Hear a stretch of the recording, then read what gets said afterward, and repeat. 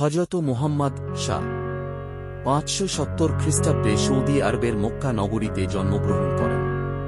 তার পিতার নাম ছিল আব্দুল্লাহ এবং মাতার নাম আমিনা।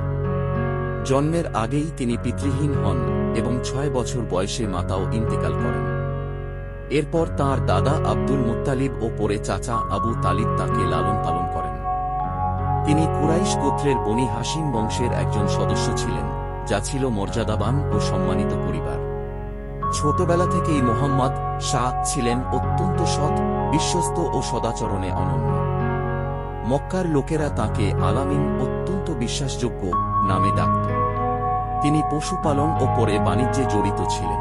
২৫ বছর বয়সে তিনি একজন ধনী ব্যবসায়ী নারী হযরত খাদিজা কে বিয়ে করেন।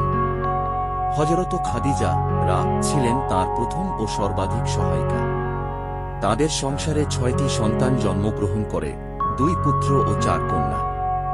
৪০ বছর বয়সে হেরা গুহায় ধ্যানে লিপ্ত থাকা অবস্থায় তিনি প্রথম ওহী লাভ করেন। জিবরাইল তাঁর কাছে আল্লাহর বাণী নিয়ে আসেন। প্রথম আয়াত ছিল ইকরা বিসমি রাব্বিকাল্লাযী খালাক, অর্থ পড়ো তোমার প্রভুর নামে, যিনি সৃষ্টি করেছেন। সূরা আল-আলাক ৯৬ ১।